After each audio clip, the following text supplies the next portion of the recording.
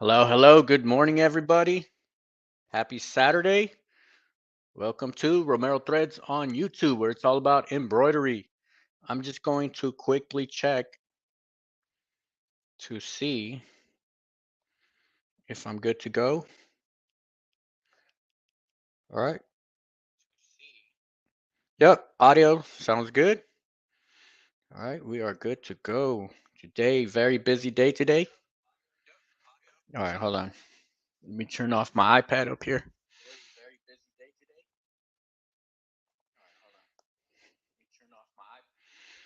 All right, good to go.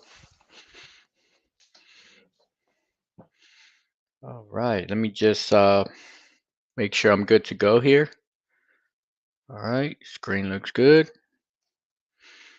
Everything looks good up here. Audio's good. All right, we are good to go. Hello, everybody. Welcome to Romero Threads on YouTube, where it's all about embroidery. Today, we are going to digitize and embroider. Okay, one of the most popular items in embroidery, and that is the USA flag.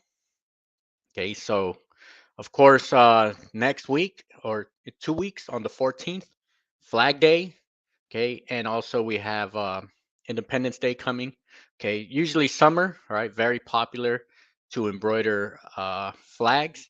And one thing about flags, there's there's so many different ways. Okay, I've been from the time I've done embroidery. Okay, I've seen how other people do flags, and I could reassure you that nobody does flags the same. Okay, everybody has their own style. Everybody has different methods of doing flags. Okay, there are some very efficient ways and some very not efficient ways to do a flag. And one thing about the flag is if you don't really pay attention to minor details, it could be very heavy stitch. Okay, meaning something just normal size, 3-inch wide. If you're not careful, okay, you could go all the way up to like 20,000 stitches. All right, which at times not necessary. Okay, so today, okay, we're gonna get into the details. We're gonna digitize live, and we're going to embroider our digitized um, file because in order to learn, okay, especially for everybody that's brand new in embroidery, okay, the only way you're going to learn is to take in the information, apply the information, and actually do actual stitch outs. Okay, because even though it's good to know the digitizing portion, you also have to stitch it out to actually see how the software at times doesn't match the actual stitch out. Okay, so sometimes there's certain things that we do in the digitized file to compensate and make up for anything that's any loss of registration or any gaps coming in. All right. Uh, all right. Good morning to everybody. Okay, we got a jam-packed house today. Okay, let me say good morning, Bevy Jean. All right, nice to have you this morning. The sun is shining, even though it's 50 degrees, right? Yep, I'm here in Northern Illinois, so I kind of feel your pain also because we're also in the 50s here and it's supposed to rain. Okay. Good morning, TMG. All right. Aldale, another great class. Yes, it's going to be a very, very good one today. Jelaine, good to have you this morning. Good morning, Barb. All right. Soham May, good morning, everybody. All right, all right, all right. And we got Demps Designs. All right. Good morning, everyone from sunny Tornado watching, Florida. All right. Hopefully, there's no tornadoes over there. All right. And Alicia, good morning. All right, all right. Hey, good morning, Daisy. All right. Yes, today we're going to learn. All right. We are going to learn today. So let's go straight at it. Let me adjust. We're going to go straight to the digitizing because that way we could we could get into our stitching right away. All right. Good morning from Palestine, 4 p.m. All right. So good evening to you. All right. Um, Let me see. So yeah, so like how I mentioned in the introduction, many different ways to approach the USA flag. All right. There is we'll talk about it as we're going through the different shapes and colors. We'll kind of talk about different alternative way, but one of the biggest alternatives in the flag is just the size, like the size in itself. All right, you've seen big designs, very tiny designs. Okay, so anytime you switch and you change your sizing of your flag, of course settings are going to change and the type of stitch is going to change. Okay, especially when we get into the stars, that's really, I would say that what really makes or breaks the flag. Okay, like the design of the flag. Okay, is the stars. Okay, so we have 50 stars. Worst thing you would want to do, or worst case scenario that you would want to do, is make it to the point where you're making a cut for each star. Okay, so you digitize a star, cut, you start the next one, cut 50 times. Okay, and I've seen it. I've seen people do stars with 50 cuts just in the stars. All right. Of course, that is worst case scenario. It's going to be the front side might look all right. Okay, but the back side, it's gonna look crazy back there, all right, with all those tie-ins and tie-outs. All right, so we'll talk about that. We'll talk about really the stars. The stars is where we'll dive real deep. Okay, the stripes, okay, the red and the white. We always have an option. You always have the option of either going fan stitch or tatami stitch. Okay, so I'll kind of show you like the method that I've done.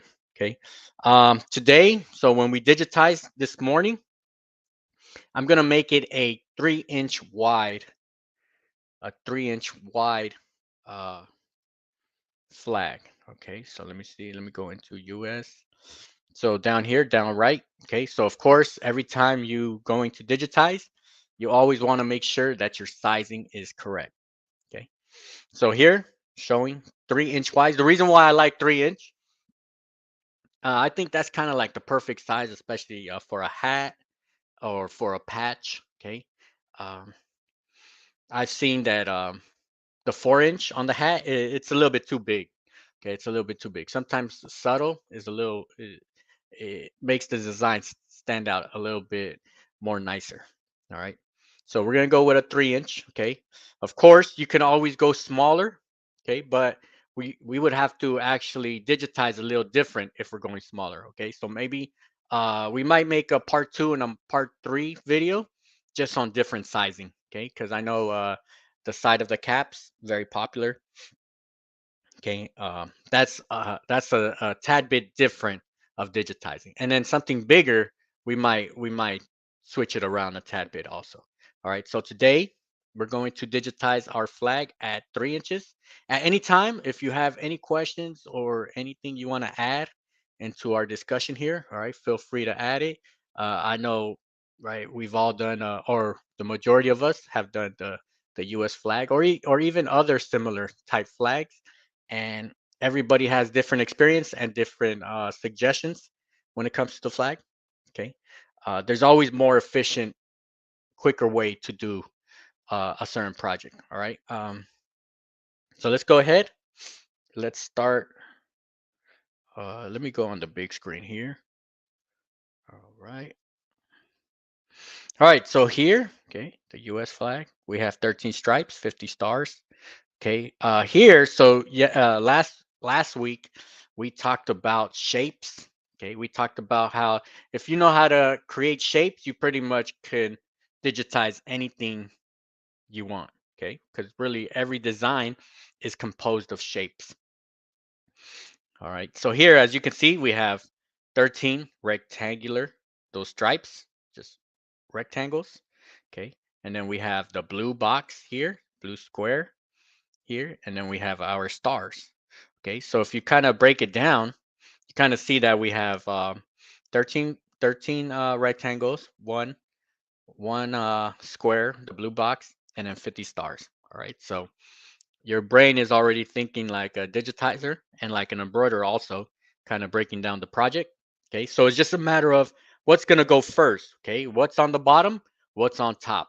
Okay, so I'm going to say this is always a preference also. So everybody has different preference, and different opinions on how to go about digitizing our project. Okay, so here we can see that I'm gonna say that the white stripes are down below. Okay, and then the red stripes are on top of the white. Okay, and then we're gonna have the blue on top of the stripes. Okay, or forward from the stripes, and then the stars on top of the blue. All right, so if that makes sense, let me know. Okay, very important just to, even though it might seem very obvious, what goes first, what goes on top. Okay, you still have to have a plan. That way, when you're digitizing, you don't kind of confuse yourself and start fumbling stuff all around. All right. All right. So let me go. Let me dim this and let me lock it. You can see a little lock here on the bottom of my picture. Let me pull up my um, object and my information. All right. So these are the three boxes here of information that I like to have, that I like to reference as I'm digitizing. Okay. It's just feeding me information, right? As I go, I'm feeding information. All right. The way I want to do this, just to kind of make it just so you could kind of follow along, pretty straightforward. I want to create the shapes first. Okay, so I'm going to break it down into 3 steps. I'm going to create the shapes first, then I'm going to go back, and as I'm creating the shapes, I'm also thinking on my sequence. Okay, and then I'm going to go back, and then I'm going to set all the settings once I have everything shaped and outlined or traced. All right, so first we're going to start on the white. Okay, um, I'm going to start from my stripes here down below, and I'm going to work my way up. Okay, I'm going to work my way up all the way up here. And one thing that I want to keep in mind is I'll remove this one, design information, right now. We don't need that one right now. One thing that I want to keep in mind is keeping our cuts at a minimum. Okay, I do not want unnecessary cuts. I really only want to cut after every color change, because after every color change, you are forced to do a cut. All right. So here, I'm just going to use the shape button here, the rectangle. Okay. Make sure I'm just going to, actually, I'll get it here to Tommy. All right. I'm just going to create my shape. Okay. So last week we talked about creating shapes, and this is pretty much what we're doing here. Okay. Gave me the wrong one. All right. I'm not worried about my settings right now. Okay, I'm not worrying about my settings. I'm gonna do that all once I have everything laid out. I'll go back and do that. All right. Okay, so my first one is this tatami stitch, fill stitch. Okay. Right now I just traced it perfectly. You're gonna see in a bit. I'm gonna change this up a bit. All right, but for right now, I just want to get a perfect trace. As you can see, I have a perfect trace here on the white. Okay. And then my next one is the top stripe here. So what I want to do, I want to do a walking stitch. Okay. I'm just anticipating where I'm going to stop. Okay. I'm going to actually, I could walk down here. Uh, Walk here to here. Okay. I'm just walking towards my next stripe. Okay. Select this, and I'm just going to copy. I could just easily copy. You could copy and paste the square you just created. All right, now I'm going to copy this walking stitch. All right, a lot of this is just copy and paste because everything is similar to each other. All right, so I'm just going to copy this, and now I have to walk my way from back here all the way to my next line. Okay. Um, so I'm gonna end here, end it here, walk all the way over here. All right, now we could also copy my box here. All right. I'm just copying and pasting up here. With my software, I could just right click and drag to copy. And then I'm going to adjust the size down here. All right. So it matches. All right. All right. All right. All right. We got a question here. Allison, what did you use to make the rectangle of the stripe? All right. Good question right here. All right. So once again, I'm going to do it again. I use this rectangle. So I'm looking at the left side of my screen. Okay. You have a an option to do shapes. Okay. You also have different types of shapes you could use. Okay. But I'm just gonna use the rectangle. You can also it doesn't really matter how you make your shape. So you could even use your column stitch. Let's go here and use the column stitch. You can either go just the same way you would create any other column. Okay, you could also create it like this. All right, so different ways to create your rectangle. Okay, so that's another way, but I'm just gonna keep it consistent the way I've been doing it right here. So I'm just gonna copy and paste right here. Okay, copy. Well, I didn't put my walking stitches, so let me delete these. Let me make another walking stitch. So after here, all right, and then copy this.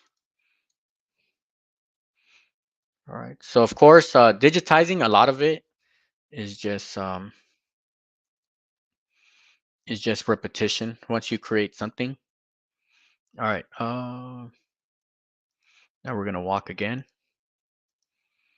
All right. So right now I'm just getting a perfect trace. Of course, in digitizing and embroidery, your designs aren't always gonna look perfect according to the drawing. So we're gonna make some adjustments in a bit. I just want to get a good trace here. All right. So here, um, I have it all in order. Okay. So this is how it looks right now. Okay. So right now, this is our white part. Okay. Um, And then this is a good question here. All right. Barb, does the stripes need to overlap a smidgen so there isn't a line space between the Yes. So right now I'm tracing it perfect according to the design. Okay. But I am going to have to make adjustments in a bit for our push and pull. Because if I were to leave it like this, there would be a gap. There would be a gap between these lines here. All right. So in a bit, I'm going to make our adjustments. I just want to show you how to go. I just want to take it step by step. So my first step here was just to trace it.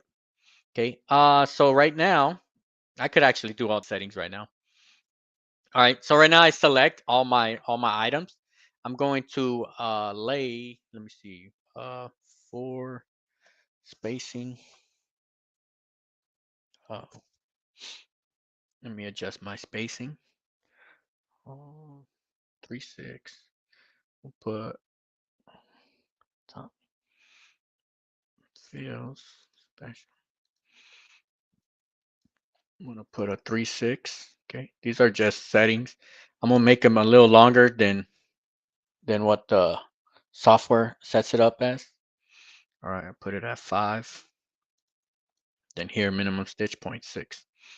All right, and then here our fraction, offset fraction 6/6. So at 2/3. All right. All right. Let's see now. Pool comp. I'll add a 40 to our pool comp. All right, and then I'm gonna add some more pool comp, and I'll show you when I do that. All right, so let's put our underlay, very important. So we're going to put a tatami underlay. Hold on, underlay tatami. Okay, tatami, and then we'll make it a little tighter. So 2 and 3, 2, 3. I'm just putting all our settings right now. All right, just so we don't have to worry about it again. Angled 90 degrees. Yep, perfect. All right, let's see. And so here, okay, here, I could just do it right now here. I'm gonna pull this a little higher, okay, holding shift. So it does it on both sides. Okay. So here I went over the line for our push pull. Okay, for our push pull. All right, so we're good there. And then I'll just do it for each one. Okay, we could have done it in the beginning, all right, just so we didn't have to do it right now, but I wanted to just show you how to trace it, how to get a good copy from the beginning. All right, so we're gonna get here. Just kind of eyeballing it right here. All right. All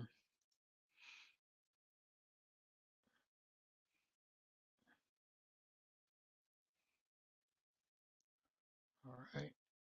So by me holding the shift button, it's doing it on both sides. All right. So I'm getting it on the both sides.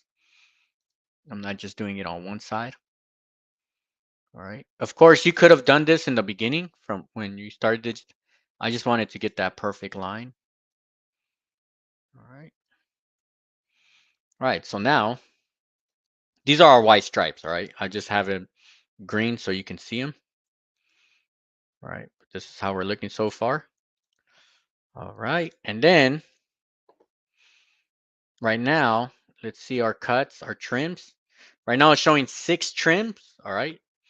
We want only one trim, our final trim. So what I'm going to do, I'm just going to apply closest joint and bam, one trim. All right, one trim. So by us setting up our walking stitches here, okay, we force the software when we do the apply closest joint, we force it to kind of adjust itself according to how we want it. So even though the computer's doing apply closest joint, we're still kind of giving them the boundaries of where to go. All right, and then here, H, this is my final one. I just wanted to end it on this side. Okay. All right, so far, if we do quick, uh, a quick stitch out, let me do it super fast here. Actually, my tatami stitch not running the correct.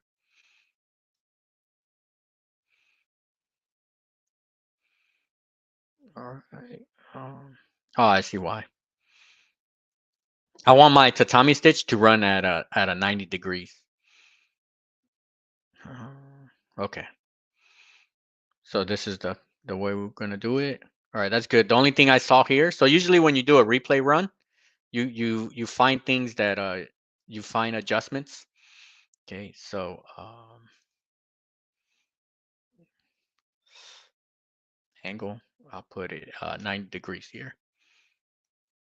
All right, now let me run this.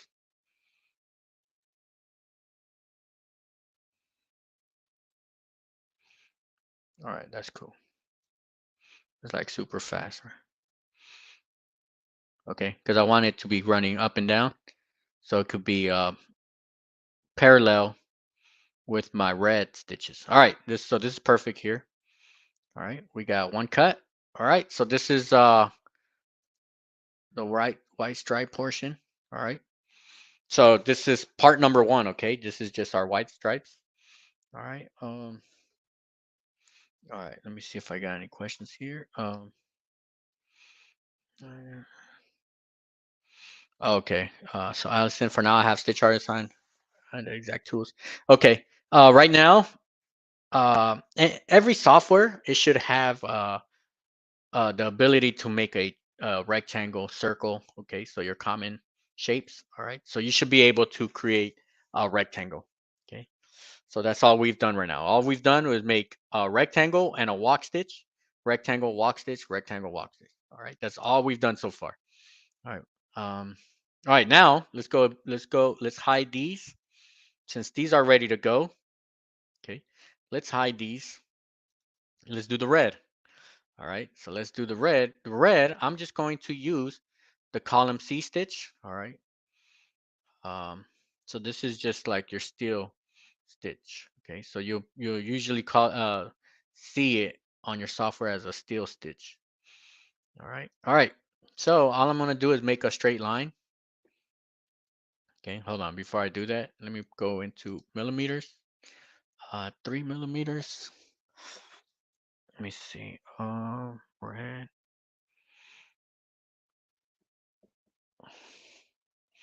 All right. We'll see if 3 covers it pretty good. All right. I'm just gonna do a straight line. So by me holding control, keeps that. All right, we could do this one red. All right, T. All right, so it's kind of like running perfect right here. All right, we could just add our pull comp now. Okay, put it at 40. Okay, 40, bam, bam. Now, actually, let me bring in this one. Hide. What I want to see, how much overlap do I have? Okay. So I want to see how much is the white and the red overlapping. So I'm going to measure that. So I'm going to measure from point to point. So I add the little dots. That's where the needle is coming down. So I want to measure from down here to here. 1.46. All right. That's all right. I want to give it a little bit more. I want to be at 1.6 to 2 millimeters on this one. All right. So I'm going to select this one and I'm going to just add special here. 325. All right, just a little. Let me see. All right. That's cool there. All right, center density 1.66. All right, let me see. What's my measure? 1.57. Okay, that's fine. All right. We'll verify it again once I got out of them. Okay, once I have one. All right, now I'm gonna do the same thing. I'm gonna do a walking stitch here. Okay.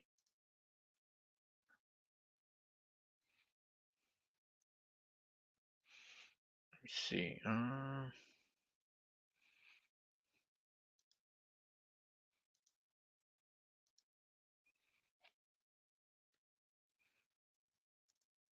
So I'm gonna walk to the next one here. Make that red.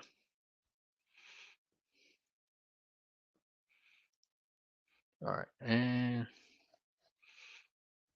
let me just set this up. So I'm just gonna, so I made that walking stitch. Now I'm just gonna do the same thing, copy and paste. So I'm gonna right click, drag this. Okay, actually I need my picture here. All right, so I wanna be halfway there. Okay, so same thing, I'm going to copy this, drag it up here. And then grab this one.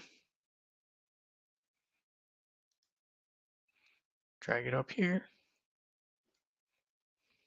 Okay. So once we done this first shape, it's pretty much repetition after that. Okay. Now we're gonna walk.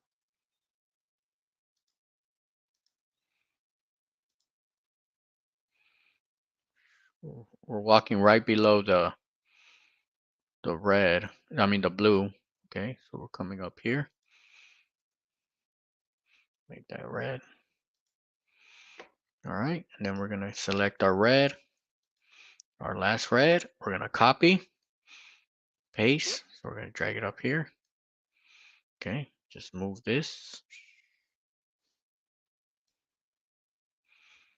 Then same thing. Okay. Same thing. We're gonna walk. We're gonna walk. Bam, let's walk. Let's take a walk.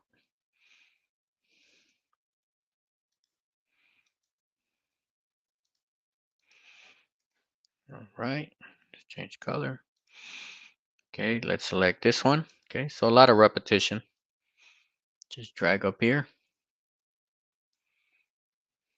Okay, and then let's copy this walking stitch. Just drag it up here.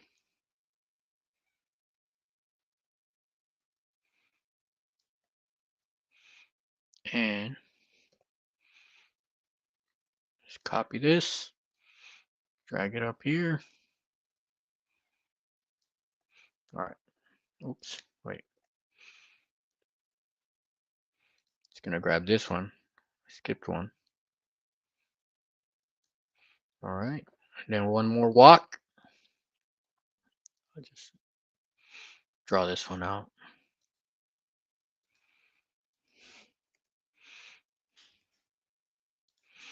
All right. And then copy and paste this one up here. All right. So now we have our red. Okay. With a bunch of cuts, right?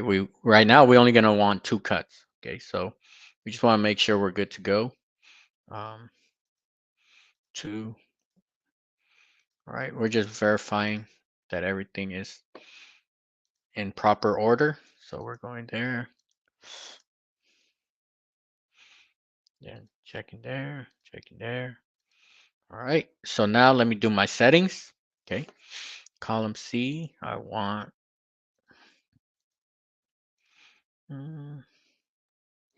full comp 40. That's cool.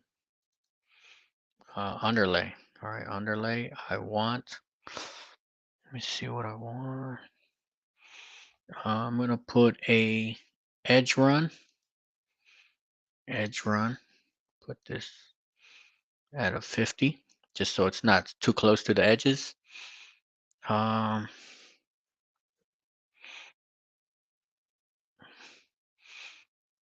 Put a little tight here.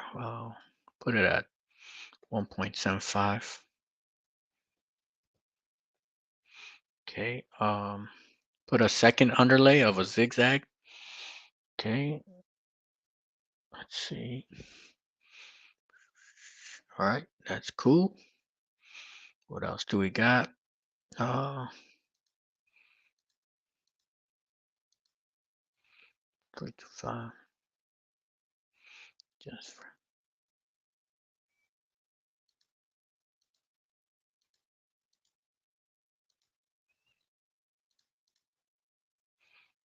hold on. Make sure it's a sand stitch.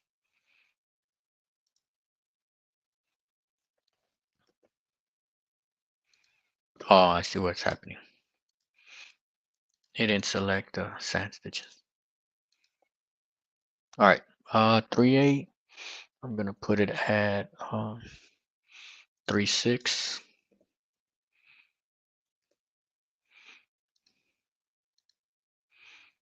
All right, now I'm gonna hide others. Let me do closest joint. Bam, 2 trims. All right, so I got the white color and the red color. All right, let me just make sure everything looks the way we want it to look. Okay, so we got, usually this first one I'll do it kind of slower, and then the other ones I'll speed it up quicker. Okay, so I did the edge run, I did the zigzag, and I was doing the sand stitch, and now I walked over there, and it's doing the same thing. Now we could speed it up. I just want to make sure it's doing it. All right, perfect, perfect. So we're looking good so far. Okay, looking good. I would say the stripes, they're usually the straightforward part. Okay, because now we're getting into the more, I wouldn't say the more difficult, but the more tedious part is the stars. All right. Let me see. Let me take care of some questions here. All right. All right. Let's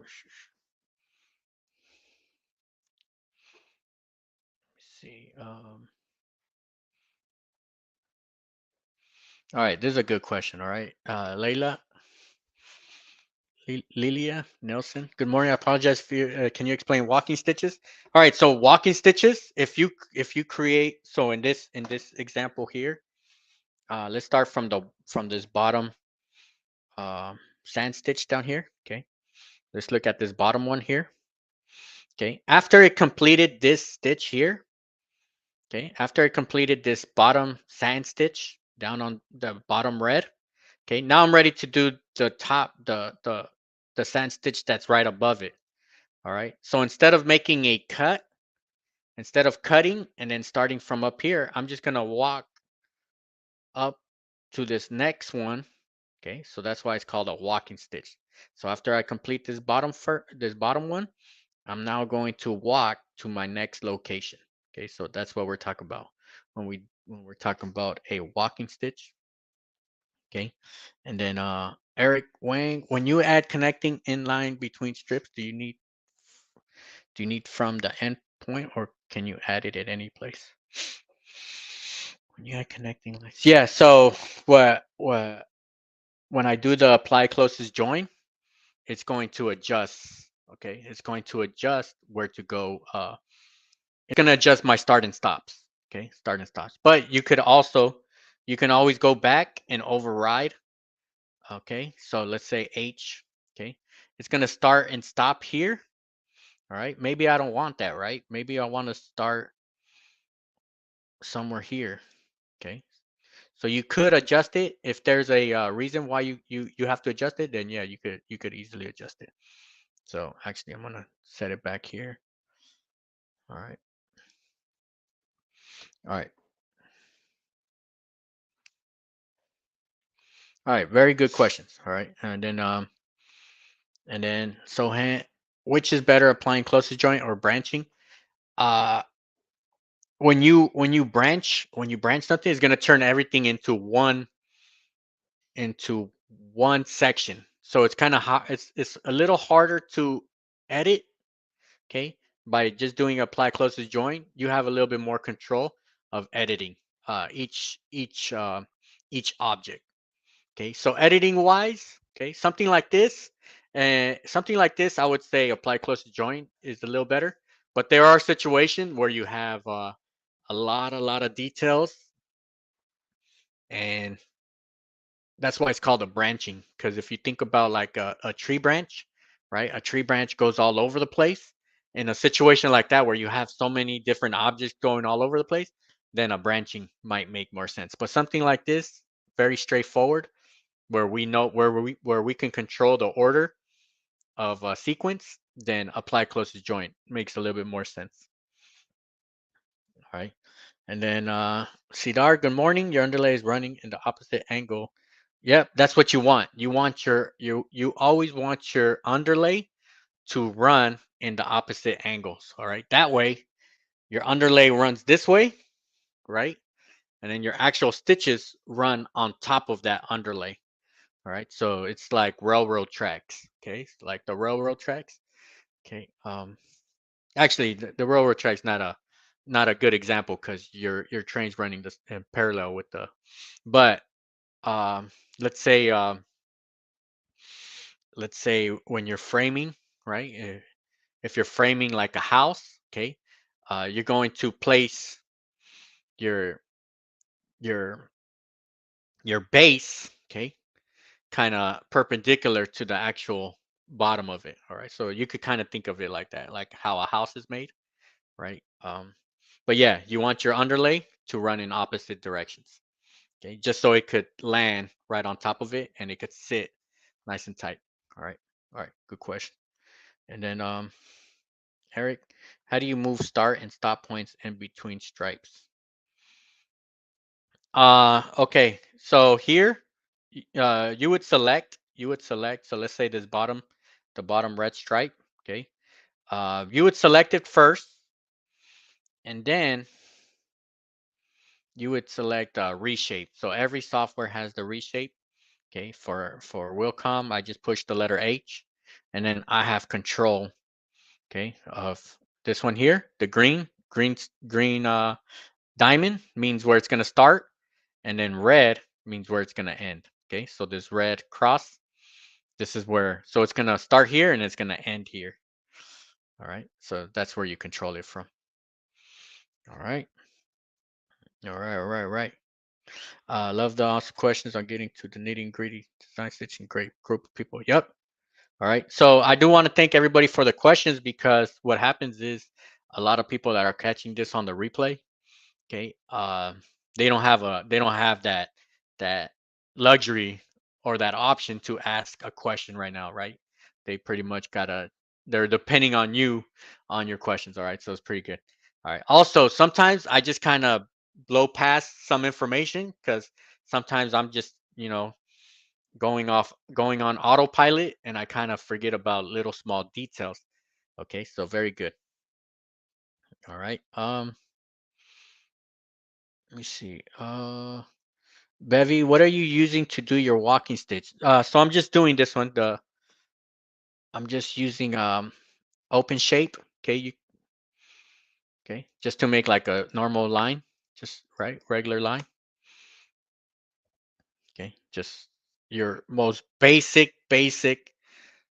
Every software is gonna have the ability to do a walking stitch. So this one here, digitize open shape, and then here run stitch.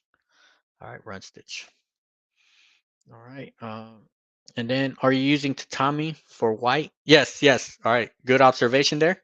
All right, so for the white stripe, I'm using tatami stitch, and for the red, sand stitch. So this is where a lot of designs, okay, this is where you'll see a lot of different designs. Sometimes you'll see a white sand stitch with a red sand stitch. Okay, I think it looks good like this with the tatami. Uh, on my settings, I don't know if you noticed, I did make them a little longer than what the software usually puts them. Okay, so it kind of gives it the look of almost like a sand stitch, right? The tatami stitch is still running a little long, so it does have some of the characteristics of a sand stitch. All right, but since it's gonna be below, since my tatami stitch is gonna be below my red sand stitches. Okay, the red is actually going to stand out. Okay, it's going to make the red stand out a whole lot more. All right. All right. Let me put a pause here. All right, we'll get back to questions right now. Right now, we're about to get into uh, the details of our flag is our stripes. All right. So far we're looking like this. Okay. So we got like 75%, right? We've done 75% of the actual. Now, this 25% here, this is what I every time I look at a flag, okay, an embroidered flag, this is where my eyes are zooming into. Okay, the stars, how is the blue box, okay, the union, the blue portion of the flag, how is that stitched out? All right. So now what I'm going to do, all right, actually what I'm going to do, okay, so the blue portion, the union, okay, the blue part is called the union of the flag. Okay, let me bring out this ruler here. All right, it stops here, right? It stops right here. Okay, what I'm gonna do, I'm gonna bring it a little bit forward. Okay, I'm gonna bring it a tad bit forward. All right, and then you'll kind of see why I kind of do that. All right, so just a subtle little change where I push the blue portion a little. Okay, so to make our blue box here, very straightforward. So I'm going to use the rectangle box. Okay, rectangle. All right. So the same way I created my shapes down below, just going to create my box here. All right, but I'm going to extend it up to here. All right. And we're going to choose the correct stitch. So we want a fill stitch, blue. All right, bam. And let's set these settings. So I'm going to use some of the same settings here. Let me go big. Hold on. Let me go full screen here so you can get a better view. All right. All right. So We're going 3/6 density. Same thing here. Length 4, 5. Let's take it 5. A little higher. Offset. So once again, 2/3, 6/6, 6.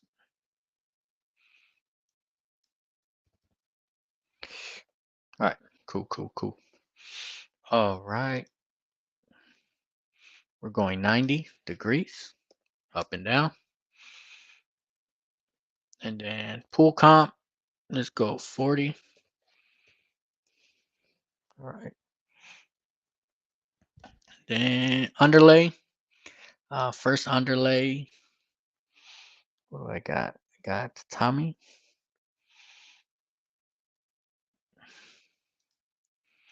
Tommy. Bam, bam.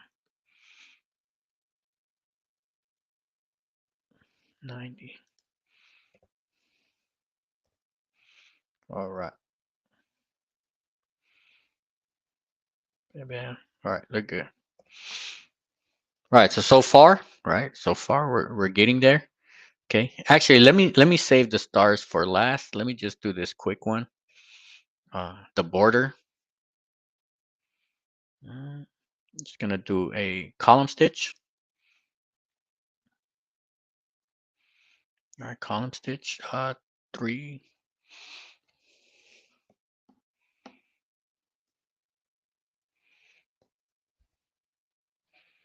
Hold on. I'm just gonna trace this one here. 3. Yeah, 3 is cool. So I'm gonna do, yeah. Actually, I'm gonna do a close shape. Close shape here. And sand stitch. Click. Go to the next corner. Holding control so I could get that perfect straight line. Okay, now go to the next corner. Holding control, get that perfect straight line. Go to the next corner. Holding control. Yep, a lot of repetition. And then it's gonna close it out.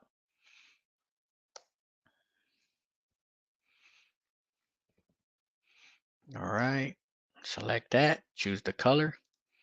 Okay, H. So this is where I put my start stop. Right now, it's doing a start and stop on the corner. I don't like to stop on the corners. It's gonna make the corner look a little funny. So I like to put it kind of like right here. Then I could just end the same location. All right. Um, let's fix something. We could control. So right now, let's put connectors. Tie off. I wanted to have this one, the front back instead of the diamond tie off. All right, bam, look at that. So it's looking like 95% done. Okay, but now we have the main part, the make or break. Okay, which I always look at the stars every time I'm looking at flags. Like my eyes go straight directly to the stars. All right. All right, now let's go ahead. Let's hide all this stuff. Let's hide everything. So I'm going to say hide others. Oops. D. All right. Right. Let me see if we got any questions here. All right. All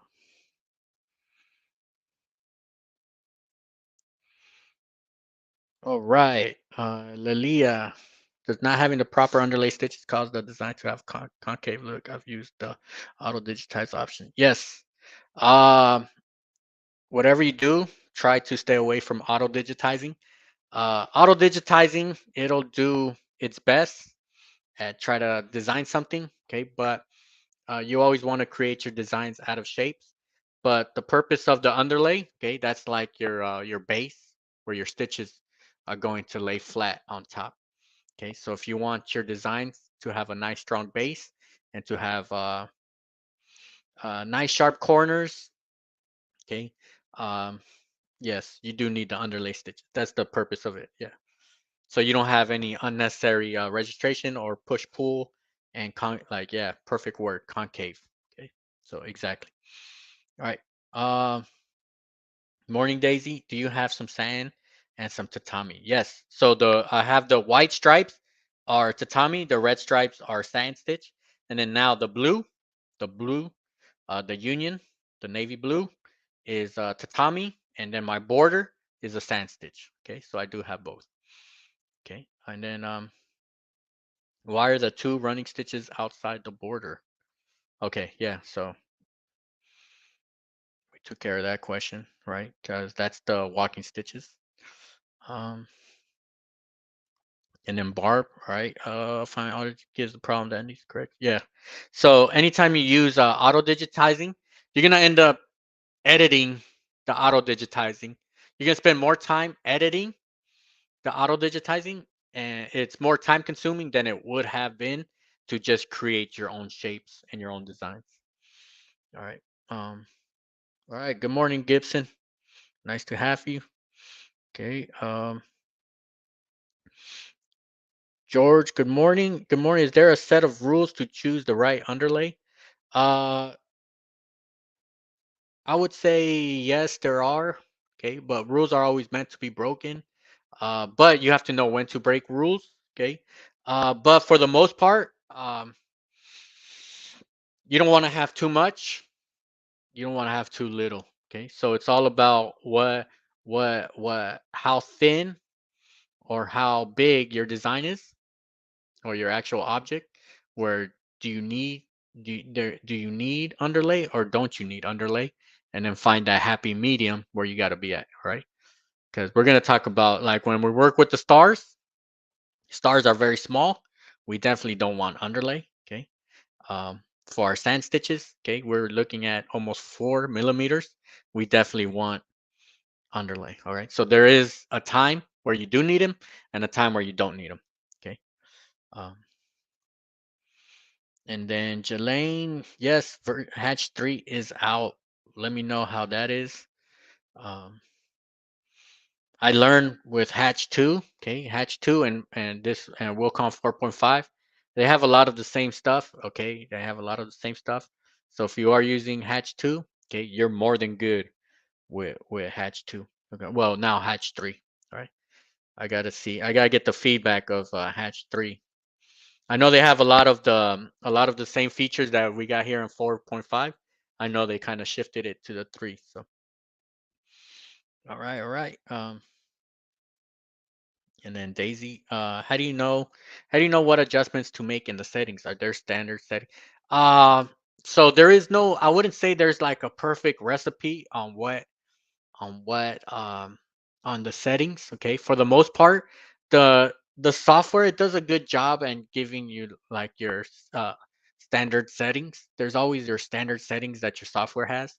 But for the most part, there are times where you just do something over and over and over and over, and you kind of see little fine-tune adjustments that you can make. Okay. Or let's say a design is not coming out exactly like how you want it. And sometimes it's just a matter of adjusting a simple setting that fixed it. And then that kind of gives you an idea of how to adjust your settings. All right. Um, I do. So on the settings, I'm kind of moving fast where I'm setting like a lot of the fine tuned settings because uh, on some of our previous ones, we kind of went into like a full lecture on just that setting. Okay. So that way, when we start doing more, more advanced type designs, okay, we could kind of scroll through them. Okay. But I can go back and go over why we choose these settings. All right. All right, very good question. Now let's go into the make or break portion, which are the stars. Okay, which are these stars right here.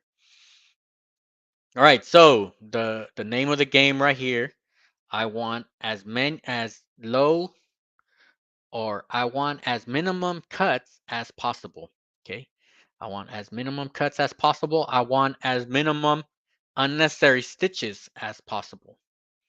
Okay, what I'm gonna do here. Okay. I got a pretty efficient way to do stars. I am trying to get it even more efficient where I can do everything with one cut. Okay. Where I could do everything with one cut. Okay, I can't do it right now, but it'll kind of be time consuming. But I kind of want to expedite, okay, us doing these stars real quick, right? But let's go ahead and let me show you how I go about doing mine.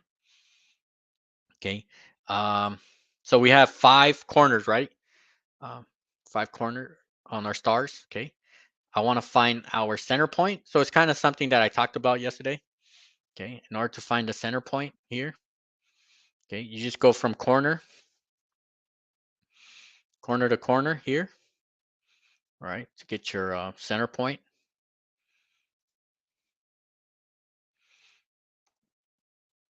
All right, let me remove all these. All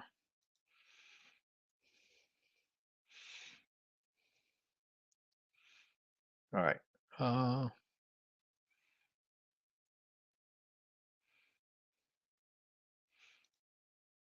all right, there you go. All right, I'm just using these lines as a reference, all right, as a reference here. Let's make this brownish here. Okay, so here, uh, so we would say this is my center point. One of them is off.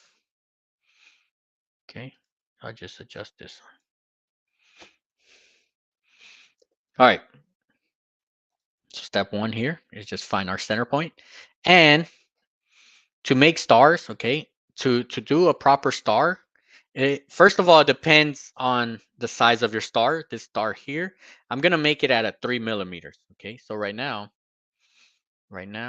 it is at 2.23. So I'm gonna digitize it right now, but then I'm gonna make it a little bigger. Okay, I'm gonna show you. So 3 millimeters, we're talking about very tiny. Okay, we're talking about very, very super small, tiny. Okay, so you could look at a ruler and see how big 3 millimeter is. Okay, but we still want to include details. Okay, we still want to include details. So I'm going to use our column A stitch.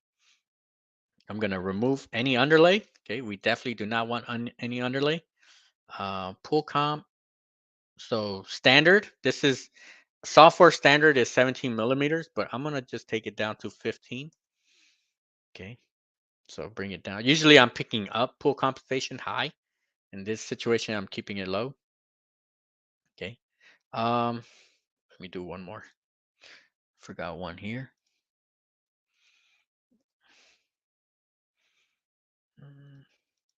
All right. So what I'm going to do now, I'm going to create each corner or each corner of our star. Okay. I'm going to create them one by one right now. All right. So let's see. I'm going to start here. Bam. Okay. So I'm just doing a column stitch coming to the middle.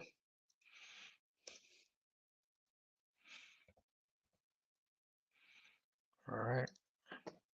I'll kind of show you what kind of doing right now. Let me just see what's the easiest way to show you. H. Oh, I see why. I need a sand stitch. All right, so H. You can see here where I'm going to play it in order the way it's going to go. Needle starts here where it's green. Okay, so this is going to be my first stitch. It's going to go up to this corner here, drop back down, go up here, come to the middle, and stop here at this corner. Okay, so that's one part of my corner.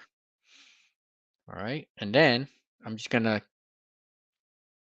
digitize the same way I just did this left side. I'm going to do this top part. Okay, and I'm going to do it all the way through. Okay, so I get to here. But actually what I want to do, let me delete this one. I'm going to start it from this corner here because what I got to start thinking of my total path. Okay, so what I want to do, I want to start here. I want my star to start on this corner. I want to digitize the second corner, third, fourth, fifth corner, and then move my way to this next corner here. Okay, so at this point, we kind of got to anticipate every small little move that we're going to do. We need to anticipate that. Okay, so after this corner here, I want to jump here without a cut. I want to jump here, walk my way up here to this corner, complete this corner here, this corner, this corner, this corner, finish on this corner here, and then jump up to the next corner. Okay. So it's like we got to anticipate our total route. So what I'm going to do, I'm going to do this top one, top left, and move my way up like in this zigzag motion. Okay. Till I get here. Okay. Till I get to this corner. I'm gonna do a cut here at this corner. Start here and do the same process. Okay, so I could do that copy and paste. As soon as I do these first 2 rows, I could just copy and paste and do this. Okay, so you're gonna see this is gonna end up giving me 4 cuts. Okay, 4 cuts. You could make it to the point where you'll only have 1 cut, but I'm good with having 4 cuts here. Okay, so I'm gonna kind of see. I'm gonna kind of go in a little faster motion, just so we're not here for too long. Okay, but oh, let me fix these settings. Uh, okay, we're good here. All right. So since I stopped here,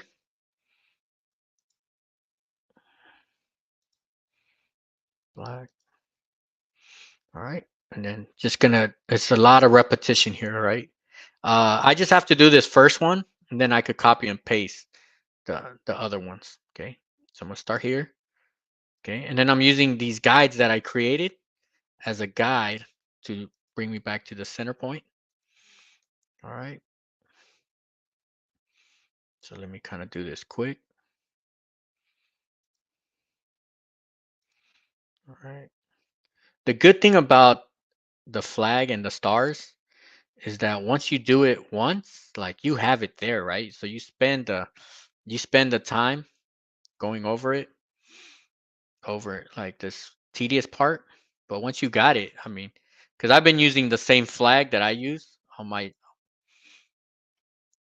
designs. I've been using the same flag for almost like 2+ years, where I haven't even had to edit it because we spent the time like the first time just trying to get everything perfect.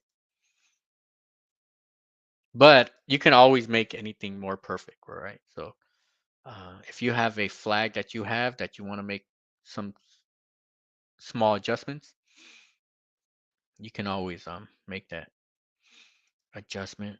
All right, here, then hold on. All right, click here, here.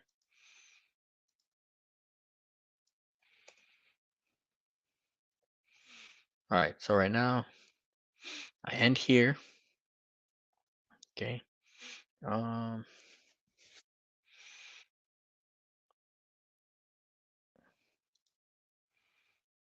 actually, this H, I want it so it's ending here, but I want it to end at this corner here.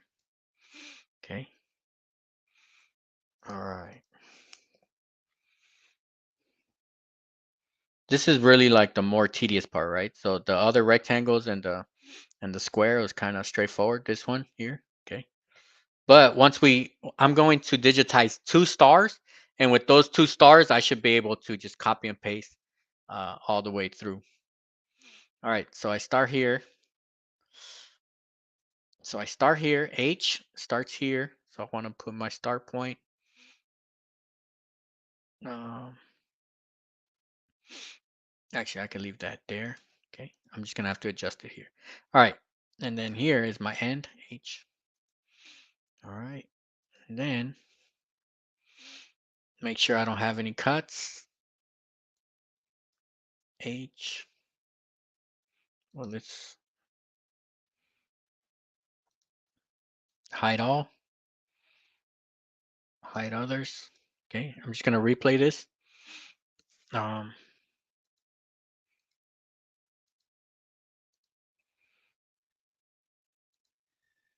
all right, so I did it all with no cuts, which is perfect. Unhide all. Okay. Um,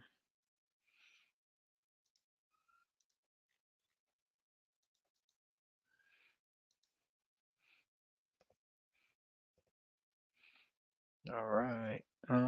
So now I did this one. Now I'm gonna do the second one, but let me go ahead and make this bigger. So height 2.5. I'm gonna make it 3 millimeters. Okay, 3 millimeters high. Okay, it's a little subtle change there. Okay, and um, so now I'm gonna walk. I'm gonna walk from here, from this corner here. Okay, let me copy. Well, duplicate these bars that I made. All right. I'm going to use the same concept down on the second one. So really, I just have to digitize these two stars, and then I'm going to copy and paste that. All right. So I got this now. So after this star here, I'm going to walk here towards this top one. Okay. And start here. All right, hold on.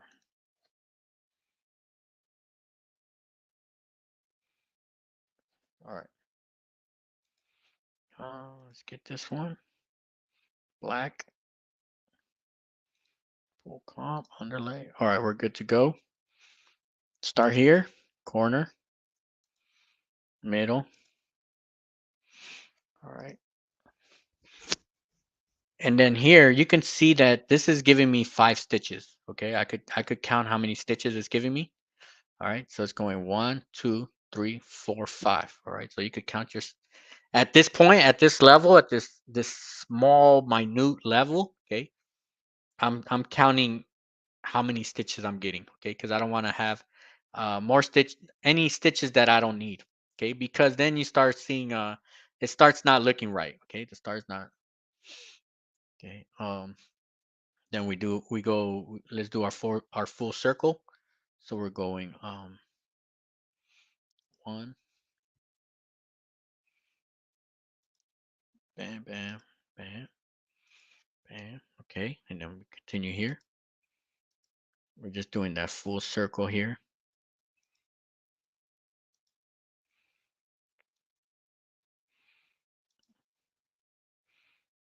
2,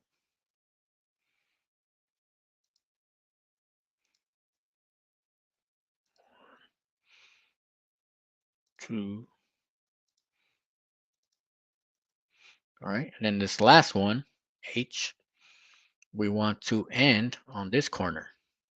Okay, because we want to jump to the next corner here. All right. Let me pull up.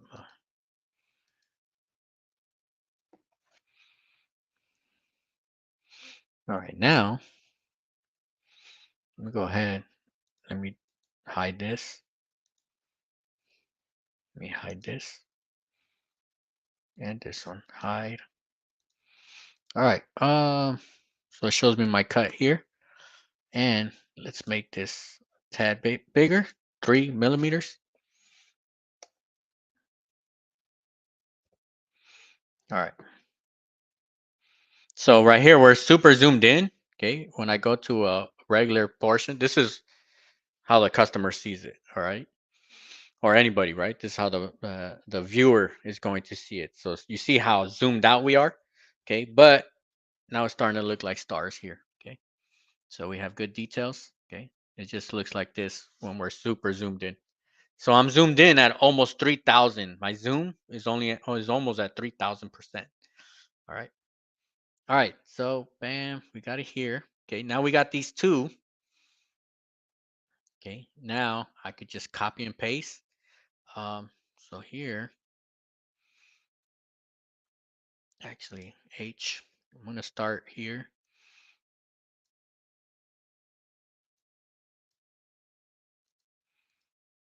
All right. Now, yeah, because it's going to end here, come here. All right. So we should be able to get that. So duplicate.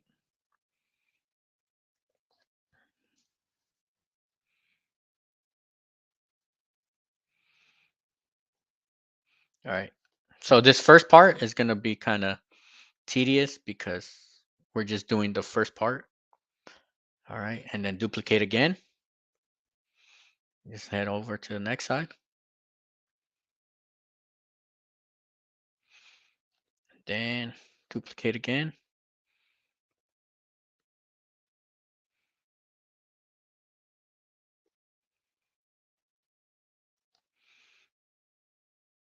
And duplicate. So we're just doing this over and over.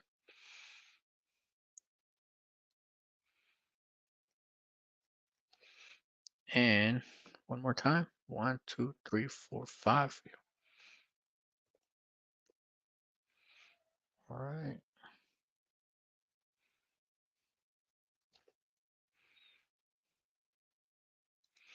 Bam, we have one cut right here. Okay, we have one cut. So the way we set it up, okay, so it's ending here, it jumps here, goes around, does the full circle, comes, jumps here.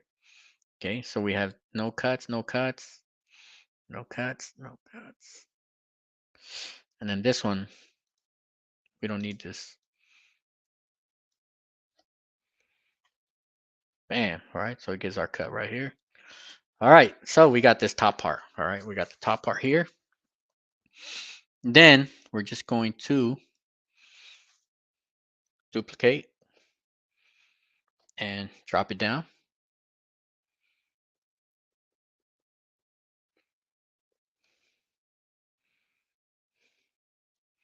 All right, and then we're going to duplicate, drop it down again. 1, 2, 3, and then we're going to duplicate one more time. Duplicate, drop it down. All right, so now we're starting to look pretty good here. Okay, this bottom one, this is what I do here is actually before digitizing this row here, okay, before digitizing this row, I'm going to start on this bottom one.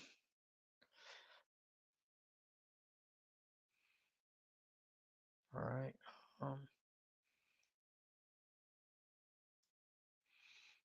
So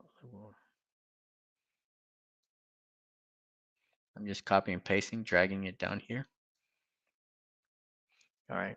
I'm going to put it a different color because this bottom row, I do it a little different.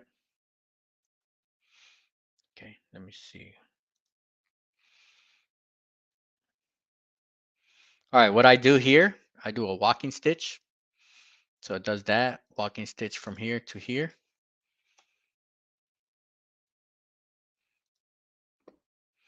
All right, walking stitch, change the color from here to here to here. All right, so before doing this top part, I'll do the bottom part first.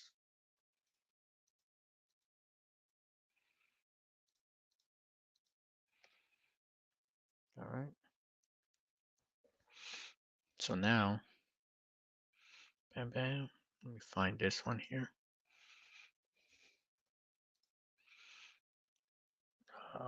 Plug it in 217. What's 27? Okay, 217.5. So bring that in to 17.5. I'll show you right now what I'm doing.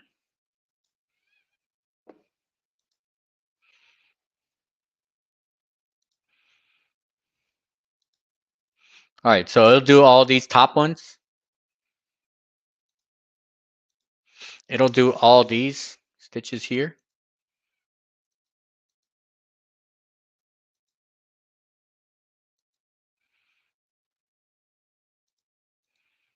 I could unhide this and then delete this. This was my reference that I was using. Unhide. All right. So what it's going to do is going to stitch these out. The first 2 rows. It's going to do the first 2 rows, cut here, start here. Do another 2 rows, cut here. and do the next 2 rows. Cut here. Okay. Then after that, it's going to drop down and do these bottom ones. Okay. Bam, bam. Okay. So I'm using the walking stitch. And since I haven't stitched this row out yet, okay, I have the ability to put that walking stitch there. And then after it does that bottom one, now I do these and it covers that walking stitch. Okay. So I'm going to make this black. Okay.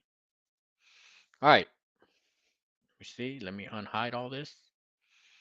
Unhide all. Okay. Let me make this white. All right.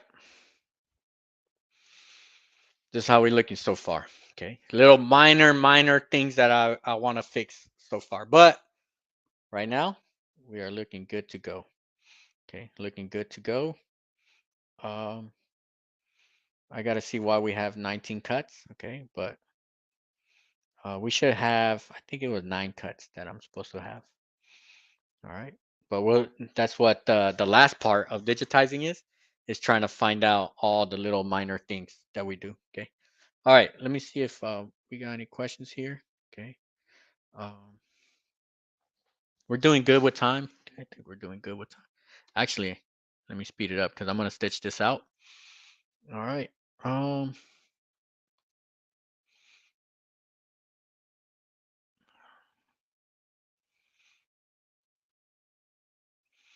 all right. Good morning, Lena. I use P Design 11. Don't know how to make.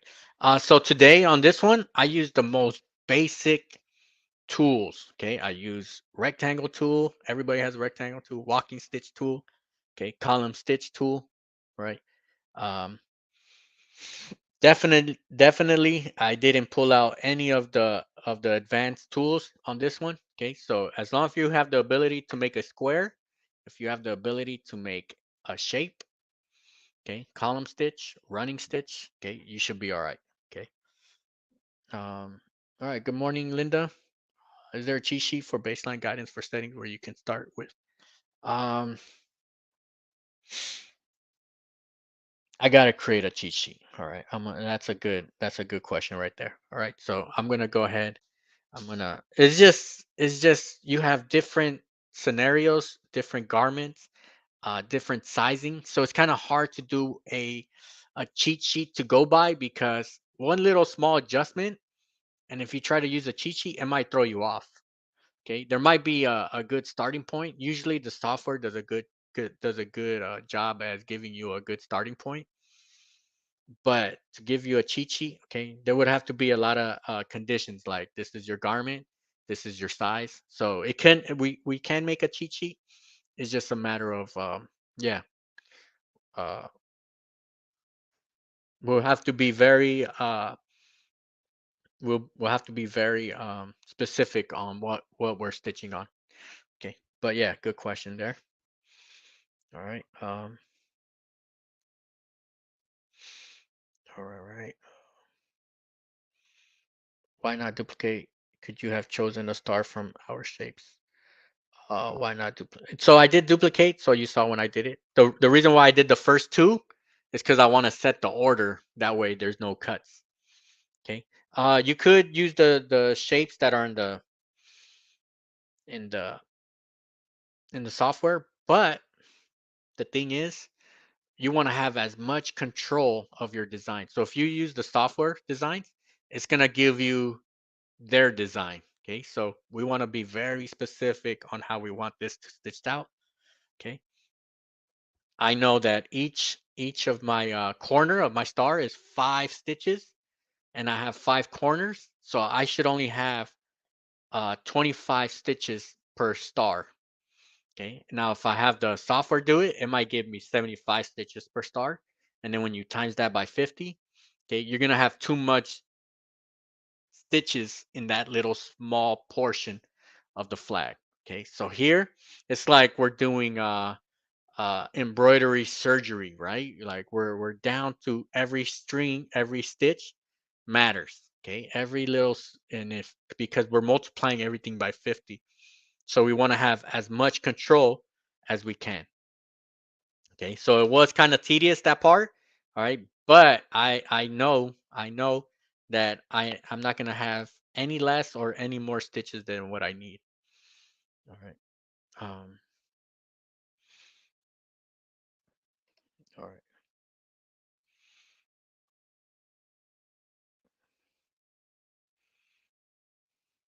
All right. All right.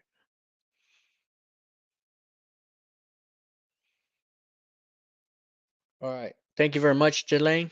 Appreciate that. Much appreciated. Um. All right. Bar ever provides the files at the end of class so we can handle order. All right. Today the flag I am gonna put it as a free download. Okay. That way you can go back. And what I like to do, okay, I like to look at the professional, right? Professional digitizers. I go back and I just see like a replay, right? Like we're seeing a basketball highlight replay. I go back, put the replay, put it on the slowest speed, and I like to see how everything stitches out, right? So you could also see the way, because once we started copying and pasting, we kind of started moving quicker. But you could kind of see, stitch it out, right? Do an actual stitch out, and then see uh the replay how it's being done, and then you could figure out better ways to do it, right? So here on the stars, I had 4 cuts on the stars, right?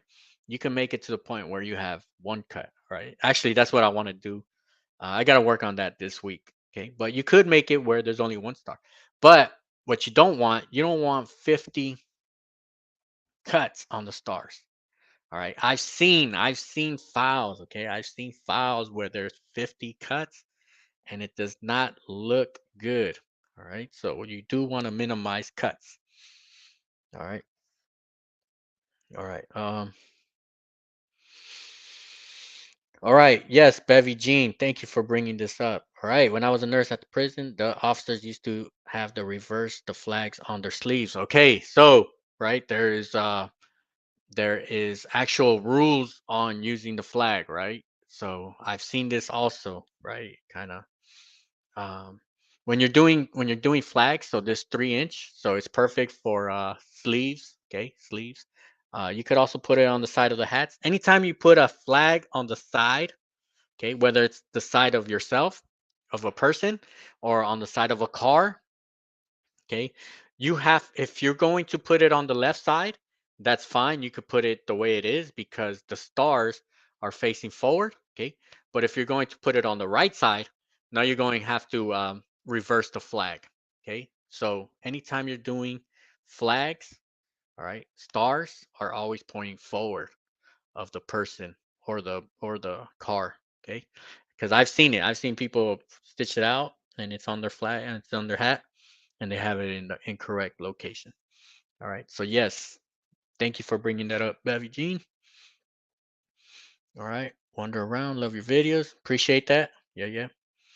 Uh, all right, right. And then George, good morning. Are the connectors and knots are necessary on every star? All right. So I only have four cuts here. Okay. You don't want a knot on every star. That would make the backside very heavy. That would even make the front side just you would tell you would notice all that stuff. Okay. So I kept it at 4 cuts. All right. Connectors. So connectors, I hid them underneath actual stitches. So where I did put a connector, okay, there was actually stitches on top of that connector. Okay, so the connector they won't be visible. Okay, they're not going to be visible. All right. All right, right. And then Barb, yep, keeping notes in a folder. So I have especially um when we started the embroidery class this year. Okay, I have ton and ton of notes. So my goal for this year is to gather all that information. Okay, I'm talking about I have binders and binders of I print out a lot of stuff, right? I print out a lot of stuff that we go over, so I have it all in file. But what I want to do at the end of the year, I'm actually starting to work on it, is creating a book where everything is like right there, right in front of you. So you can always go back and kind of go over all the notes that we went over. Okay. Uh, and then TMG, how would you change stitch count of stars if you're design? All right, so that's very good. Very good question there, right? So once your stars become bigger, okay, or your design becomes bigger, now you're gonna digitize differently, okay? So every star is designed specifically at their size. So here we had to make adjustments because we're very tiny. We're at 3 millimeters. Okay, that's probably as small as you can get. Okay, you can get a little smaller. There's another way to digitize. That's why I said we're gonna have to make a part 2 and 3 so we could adjust our size because I want to go very small so we could put it on the side of caps. Okay, so we could put flags on side of caps, and then I want to go a little bigger. Okay, so if we're going up to a 6 inch, we're definitely going to digitize a little different. Okay, so yes, we do digitize different. All right, but for the most part, if we're at 3 inches, um, we could kind of keep it like this at 3 or 4 inches. All right, all right. Yeah, yeah. All right. Yeah, yeah. Barb, the honor jackets, I do flags reverse. Yeah, yeah. So that's just common. Like if you're an embroiderer, you have to know that. Okay, you just have to know that. When you're doing flags and somebody wants a patch or a sleeve, you always got to ask them, is this for the right side or left side? Okay, that's always a must-have question that you got to ask. All right. All right. Good morning, Dale. All right, you're gonna make this available online. Thank you for that. I'm currently struggling with this design on some patches. So where's this? I'm gonna put this. Just give me a couple hours after this live. Okay. I'm gonna put it on the description here. So all any file that I give out for the class, it's always attached to whatever the YouTube in the description of that YouTube lesson. Okay, so you can always go back to we have numerous of other classes where we have the files available, and it's always the first link on the description. All right. Right. And then Daisy, thank you. Look forward to your next video. Yeah. So one thing we're gonna go digitizing heavy. Okay. From here on out, we're like halfway, right? It's kind of surprising that we're halfway into the year. Okay. So I would say from the first half of the year, okay, we went into a lot of the small little basic details of stuff. Okay. But now we're gonna start picking it up. We're gonna speed it up. All right. So you can always go back and review a lot of the basic information. The best one to always view is the prerequisite video that I did before we started the class. All right, so that way when I'm kind of moving fast in the software, you can kind of follow along and kind of see what I'm doing. All right, all right. Baby Jean, can't wait for the book to come out. You have so much good information. Yeah, yep. All right, appreciate that. Yeah, yeah. So I like taking notes. Okay, I'm a very big fan of note taking. If you see my bookshelf, all right, it just has a ton of notes. All right, so um, it's kind of good to bring all that information and put it into one central location, so everything could be so you can follow all that information, right? Because embroidery, there's so many different settings and information that you need to know. But if you have it all in one central location, right, easy to follow. All right. So one last thing that I want to do. Okay, I just want to tackle one last thing here. All right, the trims. Okay, we have 19 trims. I gotta figure out why we have 19 trims. All right. So here, remember I kind of extended our blue portion, the union part out here. I could push this back out. I could push these stripes. Okay. Um, I could adjust this, select my red stripes.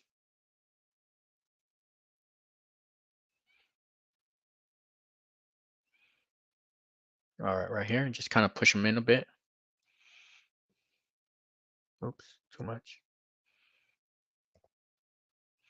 But yeah, we adjust that, okay? Because I want to get to the stitching part real quick. All right, we're good with time. All right. But let me see where these cuts are coming from. All right. I always like to figure out why we're getting certain cuts. All right. So I have it where it stops after every cut. Okay. So this is the white portion. It's going to give me a cut, color change, going to red. All right. Then we're good. Then it's going to go. What was that? There was a cut right there. All right. I see. There's like a something on top of that. Oh, there's two. There's a duplicate of that. Hold on.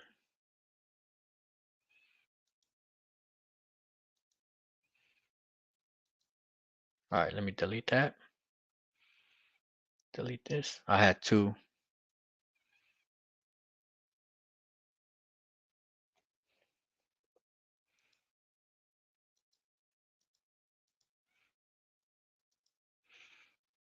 All right. Now we're good. Still got 19. All right. Let's do a quick view. Okay, that's one cut. 2, 3, 4. I'm actually saving that for last, so let me put that back.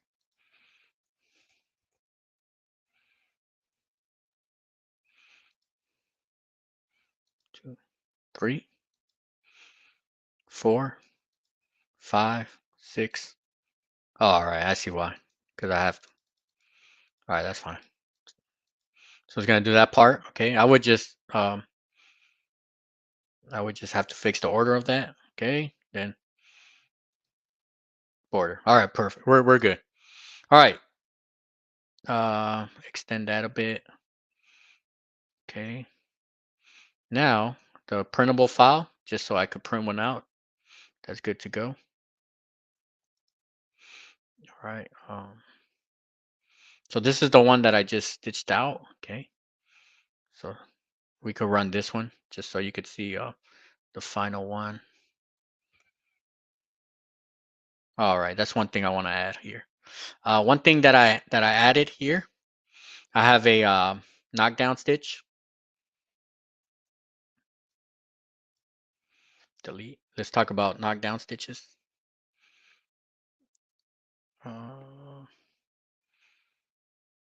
Hide others.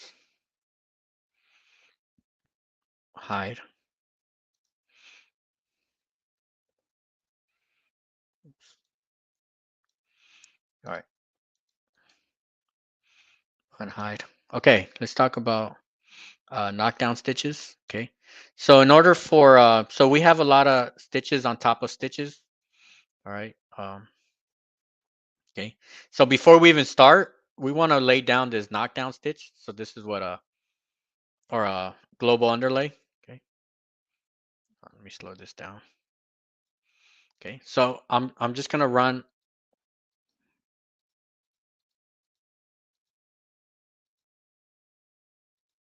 All right, I'm gonna run this stitch down here. The first thing that I'm gonna do, okay, I'm gonna run this stitch. It's gonna be color white. I just have it color blue, just so you could see it right here. Let me go full screen. All right. This is just so our so we could have a nice clean rectangle. Okay. So we don't lose any registration. So you're gonna see this that I added in the beginning. Okay. And then it goes about starting the actual stitch. All right. All right. So real quick, let's see this play, and then we're gonna stitch it out. Unhide all. Okay. So or speed this up a bit. So it's doing that global underlay. Now it's doing the stripes. All right, bam, we're doing all this. Here, once I fixed those bottom stars, okay, it came down to nine, 9 cuts. Okay, then there's the red, then the blue, stars, bam. Good to go. All right, bam, bam. Let me see if y'all got any questions, and then start this stitching. All right. Cedar, every day I send my company, I have access to charge. Thank you. Oh, appreciate that. Yeah, Cedar. Yeah, I got a message right now, right here. All right. I'm getting a lot of messages. All right. But yeah. All right. Appreciate that, Cedar. Okay. Appreciate that. Looking out. Okay. All right. All right. Let's knock out this. While I'm setting up. Okay. Let me just.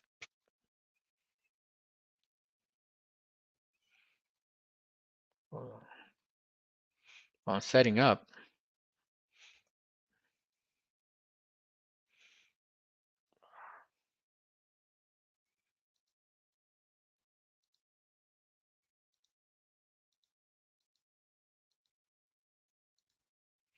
Hold on. Let's go. All right. Give me 1 second to set up. We'll stitch this out. I have the camera right here. Camera number 2.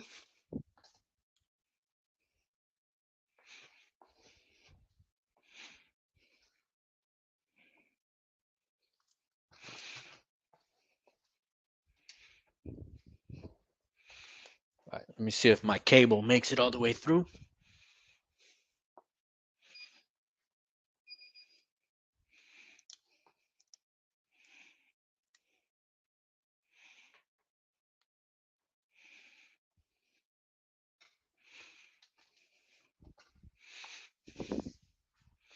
All right. Let's check this out right here. 2. Bam. Got it right here. All right. Let me just fix it up.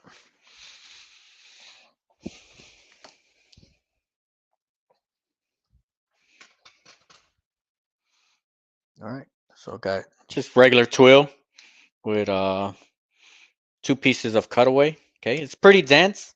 It's 12,000 stitches. All right. So flags, if you're doing a full flag, 100% embroidery all the way through, okay, you're going to have a pretty large stitch count. Okay.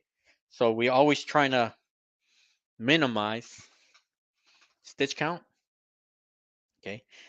When I first started, um, some of my first files that I purchased, they had like 25,000 stitches with like 70 cuts, and I never understood why. Okay. All right.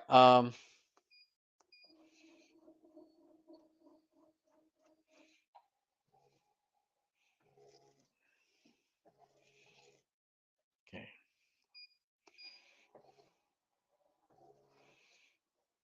All right. Let's see. I think I got all my color set right. All right. Well, I'll talk about it once I start this. Let's put this on fully automatic. All right. All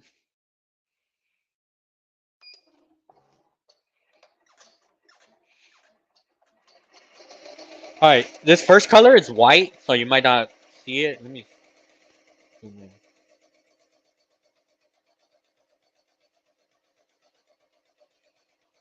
So right now it's doing the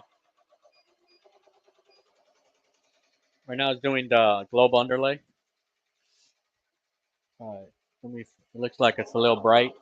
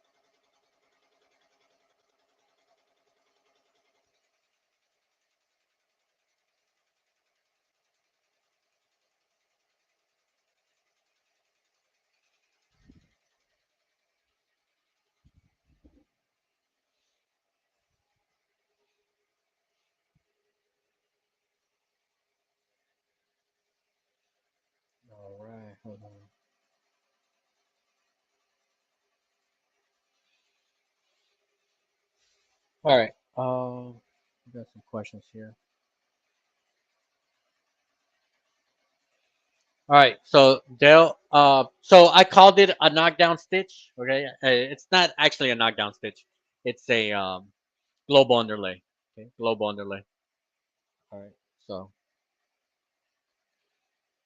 for a patch, if you have, if since we have um, objects on top of objects, okay, especially we have long rectangles, right? If we don't put that global underlay, it can start getting a little wonky. Okay, we can start losing our shape. So that's why I like to use a global underlay, just to kind of keep everything tight together. All right, and then on the black tool you use on the black tool you use. I mean, all right. Oh, if we were to do it on black, you could just do the underlay. Uh, you could do the global underlay the same color as your fabric. So if you're using black twill, you might be able to you could be able to use black underlay. You should be good with white too, since we got 100% embroidery on top. All right, with good amount of underlay for each object, we should be good with the white underlay. All right, and then one thing that I want to point out when we get to the stars. So once we get into details, we're talking about 3 millimeter designs, right? Our stars is 3 millimeter. I'm using 60 weight thread. Okay, I'm using 60 weight thread with a 65/9 needle. All right, so that's really the only adjustment I made, because once we get into details, and that's with anything, right? Anytime you get into small text, small details, you want to work with a smaller needle and with thinner thread. All right. All right, we got my brothers here. All right, from Van Nuys, California. All right, good morning. I know it's super early on the West Coast. All right, all right. This size here, we're looking at a 3 inch wide. Okay, so let me see the numbers here. Let me give you the full numbers. Uh, 3 inches wide and height 1.7, 1.7 in height. All right. So right now it's since it's white on white, you can't really see it, but I think you should get a good view on it. Let me see how it looks on my phone. Yeah, you can see it. I'm seeing it right here on my phone. All right.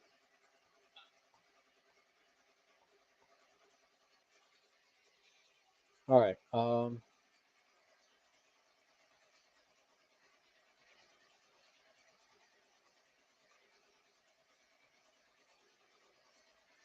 Yeah, I'll just let it run right here. Okay, let it run. If you got any questions, shout it out.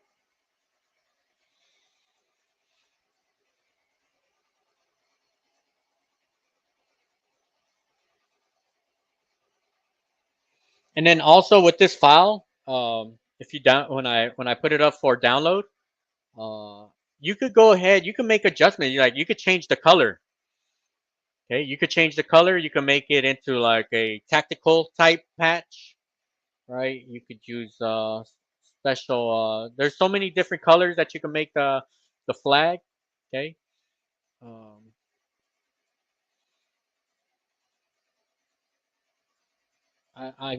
I've done it where we've just used the darker green. Okay, or the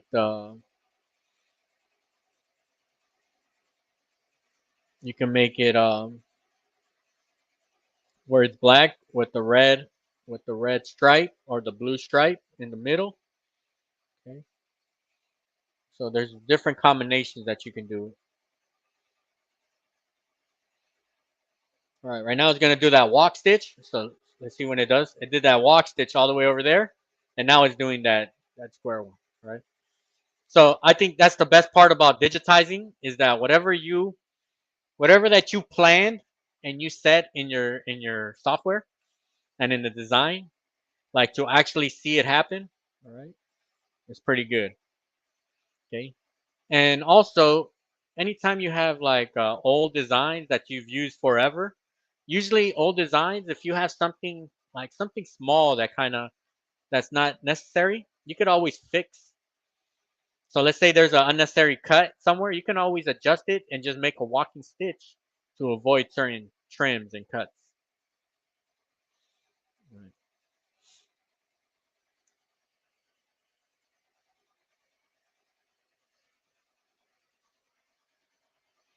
All right, and then right here, it's gonna do another walk. It's gonna walk to the next one. It's doing the underlay. Okay, underlay.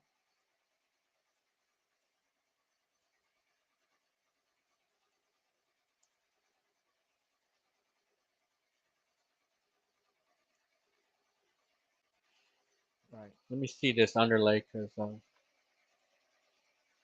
I think this one I have it as different settings.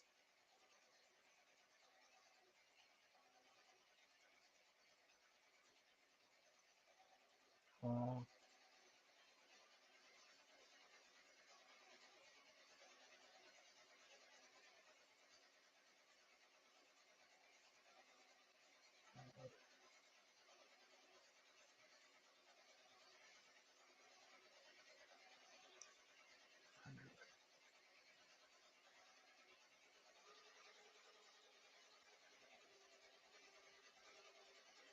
oh, okay, I see it. So on the sample that we did, I put a I put a underlay. Let me see the underlay that we used on the white.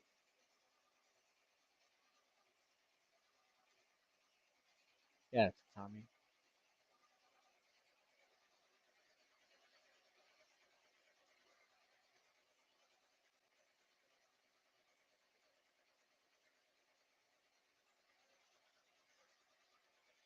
Oh, okay. Yeah, it has a different angle of a underlay. Okay, it's just something that I noticed right now. All right, so it's gonna do the final final white stripe.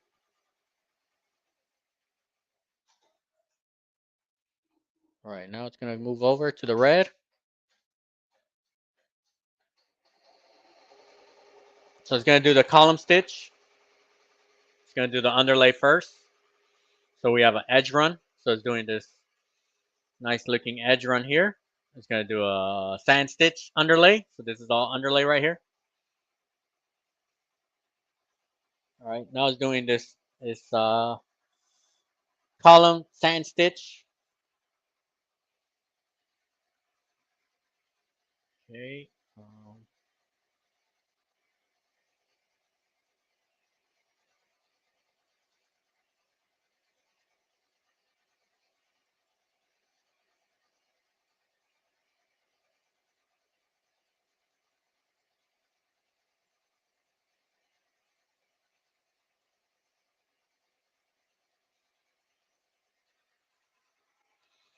All right, this sand stitch here is at 3.25.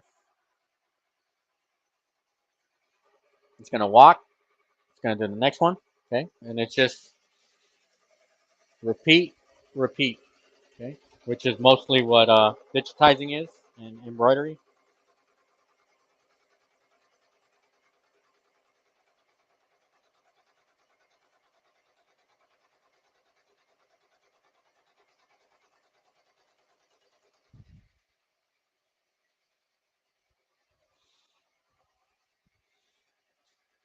All right, so what we're looking for right now is just to make sure that our sand stitches are overlapping our bottom white tatami stitches, which here they are perfectly. Okay, so we added that compensation when we started our design.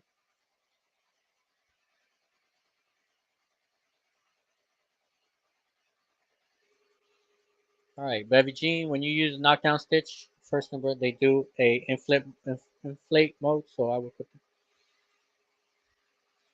Yeah, I'm not sure what the inflate mode is. If you don't know, okay. If I was doing on black, if you're doing on black, you should still be all right if you're doing a I wouldn't say a knockdown stitch, more like a global underlay. If you are doing a knockdown stitch, you could just do your knockdown stitch as normal. So let's say you're doing it on a black beanie. I would just do the knockdown stitch with a black thread to match the color of your beanie. Okay, and then run the design on top of that.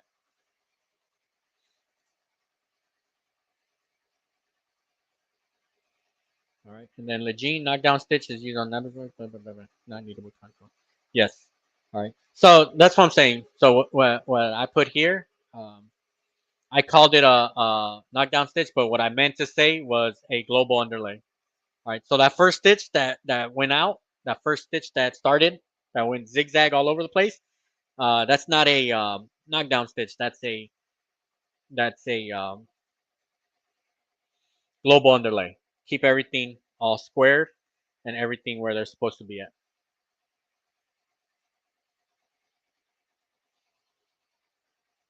All right. Uh, Dale, what speed are you doing this design? What speed are you using this design in? Okay, right now I just have it at 650.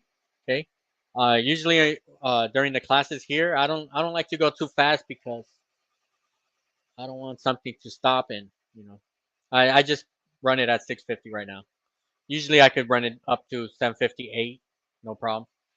Now, one thing to notice is when I get to the stars, since we're dealing with very tiny designs, 3 millimeter designs, I slow it down as much as I can because I want it to take its time with those little fine details. And that's just with any type of details. I slow it down big time. All right. So here, so far, we've only had two cuts. Okay. White cut and then red. So it's doing this top part and then it's going to walk. It's about to walk on up. Bam, walk. Do this one.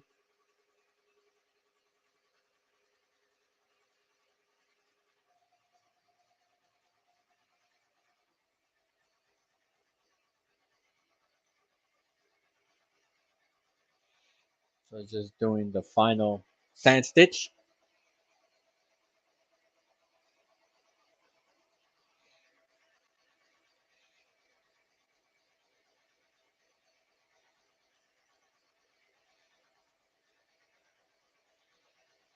All right.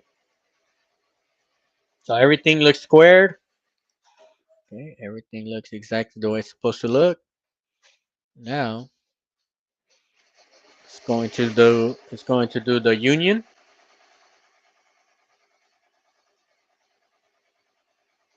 So it's doing underlay first,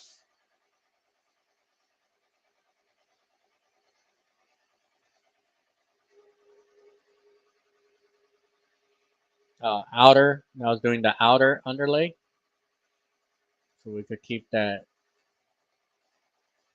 nice squared look.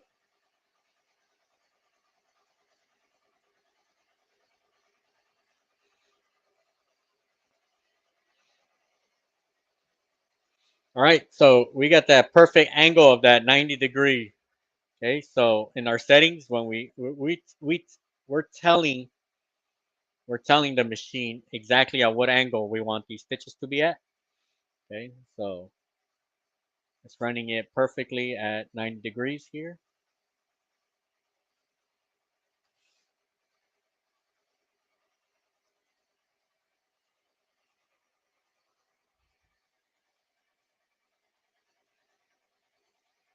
All right, that's good to know, Jaylene. Hatch 3 has knockdown stitch features. All right, that's good to know.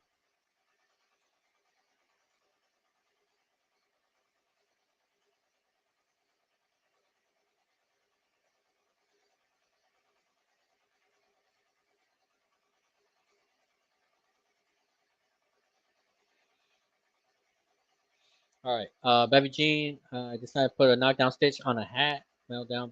All right. So, Baby Jean, I would say if you're doing hats, you probably don't need as much stitches, um, like a knockdown stitch as much. Sometimes you could you'll be good just with global underlay. So like here, I just put a couple zigzags um, from left to right and up and down. Okay. Sometimes with a hat, you should be good just with a couple zigzags to go through your designs. You should be all right. You don't have to put as much as a regular uh, knockdown stitch would have. All right. So our union is looking. So it covered. So what we're looking for here is that it overlapped on the white portion. Okay. So that's what we deal with push pull. So we got good coverage. It looks well. Okay, now it's gonna do the stars.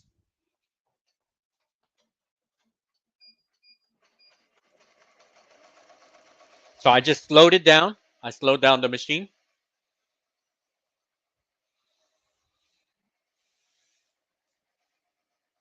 All right. So this is where I'm really focused on not having any stitches, any unnecessary stitches. Okay. So this is I do not want to use what I stay away from is branching, and I stay away from uh, closest points, just because sometimes they can give you an extra one or two extra stitches. All right, so here I wanted as much control as possible.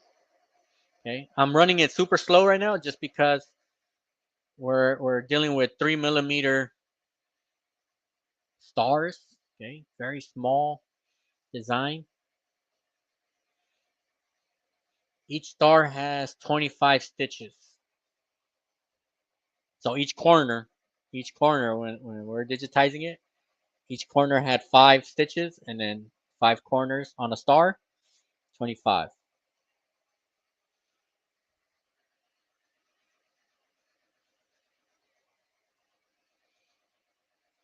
All right, Linda, what is the difference between Hatch and Wilcom? So Hatch is part of Wilcom. Okay. Uh, Wilcom just has, I would say it has, well, it has a whole lot more, um,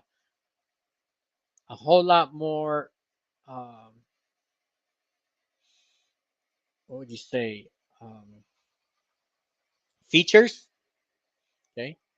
Wilcom 4.5 has more features, but a lot of the features that's on Wilcom, you don't even use it, right? I probably use 50% of the features on Wilcom. There's a lot of stuff you it's like equipment specific, like you would have to have specific equipment to use that, or some things is just overkill. Okay, Hatch has what you need. Okay, so a lot of the main things that you need on Hatch, main things that you need for digitizing, you can find them on Hatch. I would just say that on Wilcom, sometimes it's easier to access them. So they make the they make all the toolbars and everything a little bit easier to access. So sometimes you're moving a little faster with Wilcom 4.5. Okay, but everything that you need on Wilcom, you can find it on Hatch.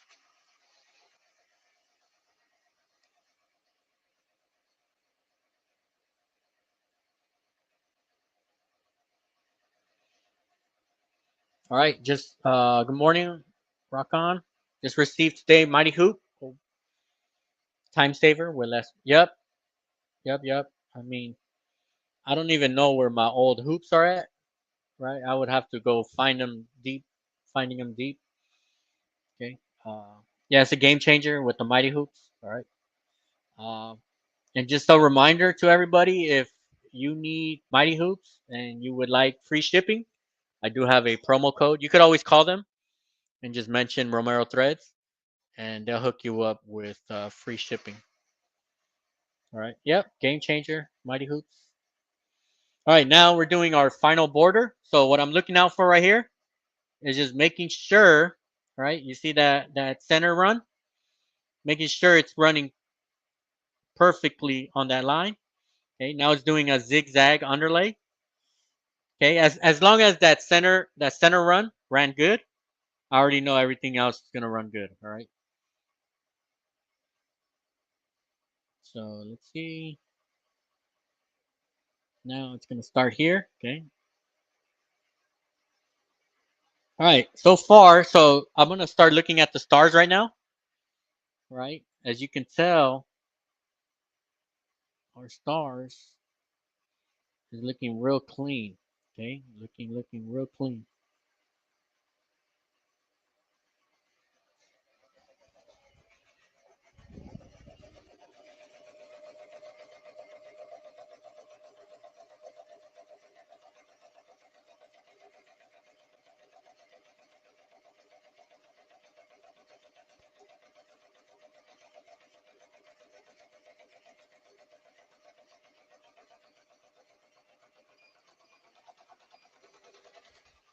All right, now that we're done with our stars, I could speed up the speed again. Add a little light.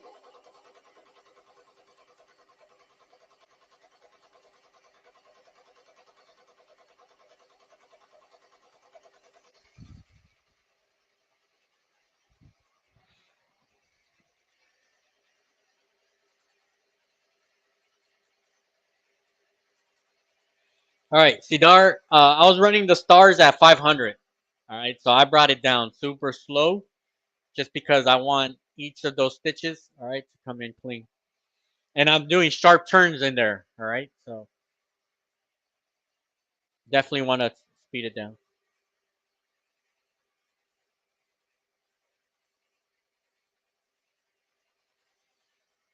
All right, so you see everything's starting to come around. We're coming down to the final one. And then we'll take a look at it. We'll do a quick zoom in, and then we'll call it a day after that. All right, but so far so good. We're gonna zoom in a bit. I'm gonna turn on the overhead lighting right now. Take a look at this, and then this file will be available for free download by the end of today. We're just actually like in 2-3 hours. All right, bam! It's gonna stop right here, and done. All right, let me set us up right here. Let me hit the lights.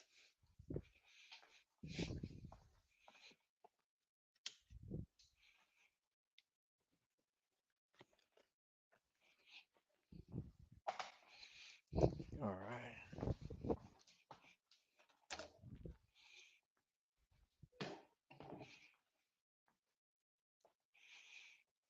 Let me just fix the focus.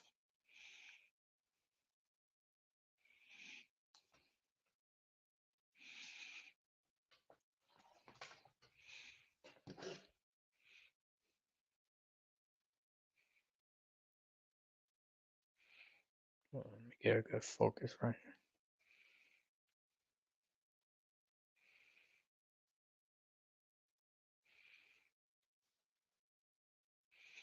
There we go. All right, hold on. Let me.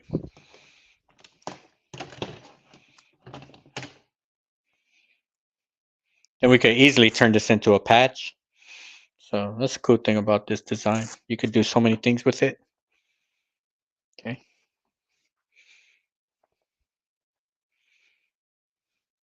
Right. And then if you ever have like a loose thread, I think we had one right here.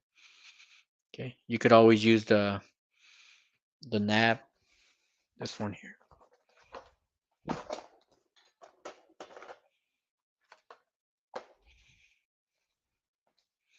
Right. The little nab. Okay. Just fix anything. If anytime you have a little loop, because I noticed we had one here. I adjusted our tensions as we were going.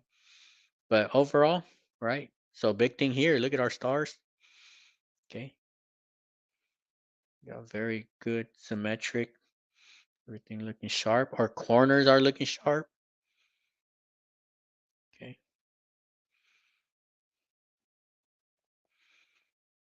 So I think overall, then check our tensions. You could always check tensions here. All right.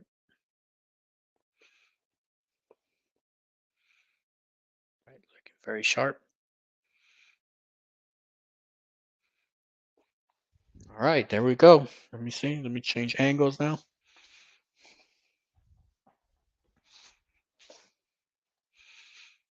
All right. All right. So another successful project. Let me just zoom in. All right. Thank you everybody for all your awesome questions. I think we had very good questions. Everybody came prepared with questions, right? I really I really do appreciate that, especially for everybody that's going to come later on the replay. Okay. If you do come on the replay and you have any questions, right, the best place to ask questions is here. That way it's easier for me to monitor. And that way, if anybody else has a question, right, they can always reference it down here. All right. Let me see if we got any last second questions. Um, all right. All right. Appreciate that, Bevy. Stitch out looks sharp, right? Crisp and clear. All right. Linda, looks good. Yeah. Appreciate that. All right. Appreciate that. All right. All right. All right. Yeah, I think it came out good. Okay. You should be able to use this file for pretty much anything. Later today, I'm gonna run it on a hat just to be 100% sure. I always like to run hats. I always like to run it on hats just to be double sure and make sure everything's good to go. But here on the flat, good to go. All right. So I want to thank everybody for hanging out today. Okay. As we move along towards week after week after week, we're going to add more information, more information. And by the end of the year, all right, we're all going to be way above uh, normal level, right? Close to expert level. All right. So it all depends on practice, right? Practice makes perfect. All right. So real quick, Brian, did you use a smaller needle? Yes, I use a 65.9 with 60 weight thread. All right. Um, so, all right. Any questions that you have, drop them down, comments, and I'll see everybody next week. Same day, Saturday morning, 8 a.m. Central, 6 a.m. Pacific, 9 a.m. Eastern. All right. So for everybody that was here today, thank you very much, and I'll see you on the next one. Peace out.